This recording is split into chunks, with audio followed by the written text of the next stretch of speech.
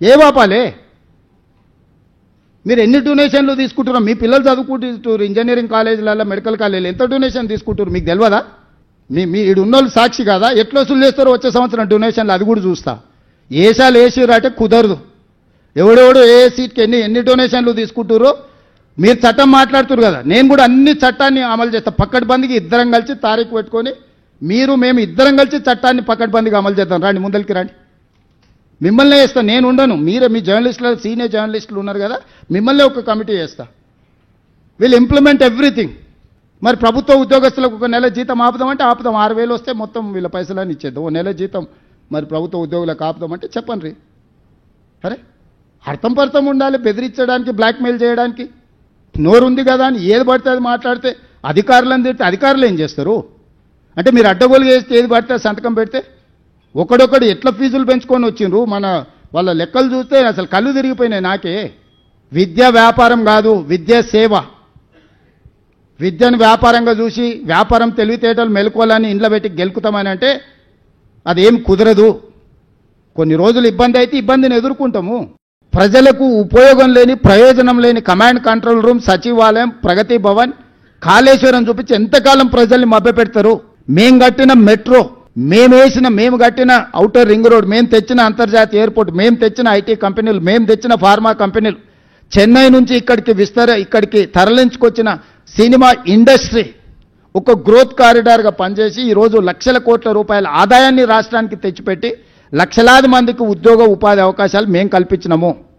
మీరు తెచ్చిన సచివాలయంతో ఒక్క పోస్ట్ అన్న అదనంగా వచ్చిందా?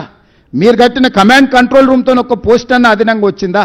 మీరు కట్టిన ప్రగతి భవన్ వల్ల ఒక్క ఉద్యోగమైన వర్కాన్ని వచ్చిందా? మీరు కట్టిన కాళేశ్వరం వల్ల ఒక్క ఎకరాకు నీళ్ళు ఏమైనా మీరు ఇచ్చిండ్రా? లక్షల కోట్ల రూపాయలు కాంట్రాక్టర్లకు ఇచ్చి కమిషన్లు కొల్లగొట్టడానికి మీకు ఉపయోగపడ్డాయి. కానీ మీరు మాత్రం ఆగర్భ శ్రీమంతులు. కేసీఆర్ పక్కన చేరి రేపు ఈ పార్టీని కబలించడానికి అడ్డం వచ్చేటోళ్ళను, కేసీఆర్కు అండగా నిలబడేటోళ్ళను ఒకరొకరిని సాఫ్ చేసుకుంటాం. మొత్తం హిస్టరీ చూడండి. పోయిన వాళ్ళందరూ కేసీఆర్కు లాయల్గా ఉన్న వాళ్ళే బయటికి పోయారు. ఆలయ నరేంద్ర నుంచి మొదలు పెడితే దేశని చిన్నమలే కావచ్చు, విజయశాంతి గారు కావచ్చు, నిన్నటి మొన్నటి ఈటెల రాజేందర్ కావచ్చు, బయట వాళ్ళని అందరినీ క్లీన్ చేసిండు. ఇంట్లో కేటీఆర్ కవిత కలిసి ఉంటే తిరుగుబాటు జరిగినప్పుడు వాళ్ళిద్దరు ఒకటి ఉంటే సమస్య అవుతుందని ఇద్దరి మధ్యలో పెట్టి కవితను కూడా బయటికి దొప్పించండి హరీష్. వీడు ఉత్త సోంబేరోడు, మీకు తెలుసు కదా. కేసీఆర్ గారు ఆరోగ్యం బాగాలేదు, వీనికి తలకాయ బాగాలేదు, ఆలోచనలు బాగాలేవు. ఇంకా హరీష్ దేవుంది ఒకటే స్టెప్, ఒక ఫైనల్ ఏమంటారు, ఇంకొక అడుగు ఉంది గంతే. చెరువులు కబ్జా పెట్టుకొని, నాలాలు కబ్జా పెట్టుకుంటే ఆ నీళ్లు మనం జీవితాంతం కష్టపడ్డ వస్తువులన్నీ కూడా నీట మునిగిపోతే ఆ దుఃఖం ఏందో చూడండి. నాలాలు, చెరువులు కబ్జాలు పెట్టుకున్న వాళ్ళు 10ల మీద ఉంటే వాళ్ళ కబ్జాల వల్ల మునిగేటోళ్ళు వేలాది కుటుంబాలు ఉన్నాయి. వాళ్ళకి న్యాయం చేద్దాం, నష్టపరిహారం ఇద్దాం. చెరువులు ఆక్రమించుకున్న వాళ్ళు, లేకపోతే నాలాలు ఆక్రమించుకున్న వాళ్ళు పేదోళ్ళు ఉంటే, బలిసినోడు ఉంటే పగులుతుంది, పేదోడు ఉంటే ఆదుకుందాం. రాండి, ఒక ప్రణాళికబద్ధంగా అసెంబ్లీలో చర్చ పెడదాం. ఒక ప్రత్యేకమైన చర్చ తీసుకుందాం. హైడ్రా మీద, ఈగల్ ఫోర్స్ మీద, రెండింటిని ఎప్పుడు చెప్తే అప్పుడు పెడతా సెషన్స్. నిర్దిష్టమైన చర్చ. ఉత్తరప్రదేశ్లో గంగా నది ప్రక్షాళన చేసుకొని 1,000 కోట్ల రూపాయలు కేంద్ర ప్రభుత్వం నిధులు ఇచ్చింది. ఈరోజు ఢిల్లీలో మీ ప్రభుత్వం యమునా నది ప్రక్షాళన చేస్తామని 1,000 కోట్ల రూపాయలు కేంద్ర ప్రభుత్వం నిధులు ఇస్తుంది. ఉత్తరప్రదేశ్కు నది ప్రక్షాళన జరగవచ్చు, ఢిల్లీలో నది ప్రక్షాళన జరగవచ్చు, గుజరాత్లో నది ప్రక్షాళన జరగవచ్చు. ఈ 3 రాష్ట్రాలు అభివృద్ధి చేసుకోవచ్చు. మరి మూసీ నది ప్రక్షాళన మనకొద్దా? ఎందుకు పగబట్టినావు కిషన్ రెడ్డి? ఎందుకు కేటీఆర్కు సహకరిస్తున్నావు? ఎందుకు కేటీఆర్కు లొంగిపోయినావు? కేటీఆర్ అనేవాడు ఒక విషపురుగు, విష సంస్కృతిని తీసుకొచ్చినోడు. గంజాయి డ్రగ్స్ను స్కూల్ పిల్లలకు కూడా స్కూళ్ళ ముందు గంజాయి చాక్లెట్లు స్కూల్ పిల్లలకు అమ్ముకున్న పరిస్థితి తెలంగాణ రాష్ట్రంలో వచ్చింది.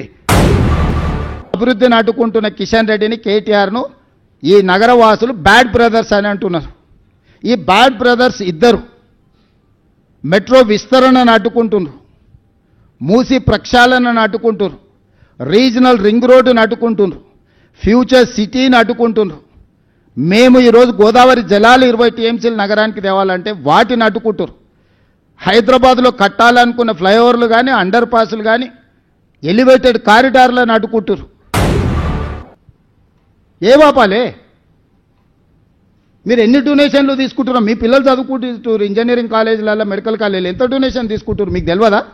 మీ ఈడున్నోళ్ళు సాక్షి కాదా? ఎట్లా వసూలు చేస్తారో వచ్చే సంవత్సరం డొనేషన్లు అది కూడా చూస్తా. ఏసాలు వేసిర్రు అంటే కుదరదు. ఎవడెవడు ఏ సీట్కి ఎన్ని డొనేషన్లు తీసుకుంటారో మీరు చట్టం మాట్లాడుతున్నారు కదా, నేను కూడా అన్ని చట్టాన్ని అమలు చేస్తా. పక్కడ్బందీకి ఇద్దరం కలిసి తారీఖు పెట్టుకొని మేము ఇద్దరం కలిసి చట్టాన్ని పక్కడ్బందీగా అమలు చేద్దాం. రండి, ముందరికి రండి. మిమ్మల్నే వేస్తాను, నేను ఉండను. మీరే మీ జర్నలిస్టులు, సీనియర్ జర్నలిస్టులు ఉన్నారు కదా, మిమ్మల్నే ఒక కమిటీ చేస్తా. వీళ్ళు ఇంప్లిమెంట్ ఎవ్రీథింగ్. మరి ప్రభుత్వ ఉద్యోగస్తులకు ఒక నెల జీతం ఆపుదామంటే ఆపుదాం. 6,000 వస్తే మొత్తం వీళ్ళ పైసలన్నీ ఇచ్చేద్దాం. ఓ నెల జీతం మరి ప్రభుత్వ ఉద్యోగులకు ఆపుదామంటే చెప్పండి రీ. అరే అర్థం పర్థం ఉండాలి. బెదిరించడానికి, బ్లాక్మెయిల్ చేయడానికి నోరు ఉంది కదా అని ఏది పడితే అది మాట్లాడితే అధికారులను తిడితే అధికారులు ఏం చేస్తారు? అంటే మీరు అడ్డగోలుగా వేస్తే ఏది పడితే సంతకం పెడితే ఒకడొకడు ఎట్లా ఫీజులు పెంచుకొని వచ్చిండ్రు. వాళ్ళ లెక్కలు చూస్తే అసలు కళ్ళు తిరిగిపోయినాయి నాకే. విద్య వ్యాపారం కాదు, విద్య సేవ.